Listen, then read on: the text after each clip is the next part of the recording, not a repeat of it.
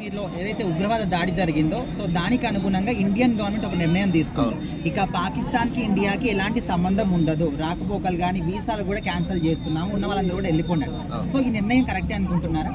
అదే ఇది ఖచ్చితంగా ఏదైతే ఆ సంఘటన జరిగిందో అది ఖచ్చితంగా మనము చాలా బాధపడాల్సిన విషయం. అది మామూలు విషయం కాదు. ఎందుకంటే యుద్ధాలు అనేవి మిలిటరీ వాళ్ళకి ఆర్మీ జరిగి అక్కడ చనిపోవడం అనేది కామన్ జరుగుతుంది యుద్ధాల్లో. కానీ ఒక సామాన్య ప్రజలు 370 ఆర్టికల్ ఎప్పుడైతే రద్దు అయిందో అప్పుడు కాశ్మీర్ అంతా మనదే, మనం ప్రశాంతంగా కాశ్మీర్ వెళ్ళి ఎంజాయ్ చేయొచ్చు, చూడొచ్చు అని చెప్పి ఎంతో ఆనందంగా ఇక్కడ నుంచి టూరిస్టులు యాక్చువల్గా నేను కూడా ఈ సమ్మర్లో ట్రిప్ ప్లాన్ చేసాం. ఎందుకంటే చాలా ట్రిప్స్ వస్తున్నాయి, కాశ్మీర్ మనాలి ఇలా ట్రిప్స్ ఉన్నాయి, ప్యాకేజ్లు ఎంత అని చెప్పేసి అంటే ప్రతి ఒక్కరు కూడా వెళ్తున్నారు చాలా సంతోషంగా. కానీ ఈ రోజున ఈ ఘటన జరిగిన తర్వాత నిజంగా నేనైతే ఎంత భయపడ్డానంటే ఇంకా ఇలాంటి దాడులు ఇంకెన్ని చూడాలి మనం. సో కాశ్మీర్ వెళ్ళచ్చు, ఆనందంగా గడపచ్చు అనుకున్న ప్రతి ఒక్కరు కూడా ఇది చాలా చాలా చాలా చాలా బ్యాడ్ అనమాట. ఎందుకంటే అసలు అమాయక ప్రజల్ని చంపేయడం అనేది, అది కూడా రిలీజియన్ చెక్ చేసుకుని బట్ట లోడదీసి ప్యాంటు లోడదీసి చూసి మరి చంపేయడం అంటే ఇది కేవలం కావాలని కొంతమంది టార్గెట్ చేసుకుని చేసిన పని ఇది డెఫినెట్గా.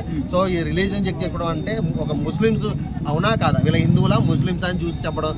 అండ్ భార్యలతోటి మమ్మల్ని కూడా చంపేయండి, మా భర్తలు చంపేస్తారు కదా మమ్మల్ని కూడా చంపేయండి అంటే వెళ్ళి నీ మోడీ చెప్పుకో అని చెప్పేసి అన్న మాట. అంటే ఇది కేవలం మోడీ మీద వ్యతిరేకతతోటి కేవలం చేసింది. అంటే ఏంటంటే మోడీ గారికి హిందూయిజం సపోర్ట్ చేస్తున్నారు, మన వాక్ బోర్డ్ క్యాన్సిల్ చేశారు. సో దీన్ని మైండ్లో పెట్టుకుని కొంతమంది ఎక్కడున్న వాళ్ళు డెఫినెట్గా నేను చెప్తున్నా, కొంతమంది మన దేశంలో ఉన్న వాళ్ళు సపోర్ట్ చేయడం వల్లే ఈ ఘటన అనేది జరిగింది. మరి ఇప్పుడు పిఎం గారు తీసుకున్న నిర్ణయం కరెక్టే అంటారా? ఖచ్చితంగా ఈ నిర్ణయం అనేది ఏదైతే తీసుకున్నారో అయినా ఖచ్చితంగా ఇది కరెక్టే. అంటే ఇదే కాదన్నా మళ్ళీ ఇంకొకసారి ఒక్కల మీద అటాక్ చేసినా కూడా మనల్ని ఒక 10 మందిని 20 మందిని లేపేస్తారు.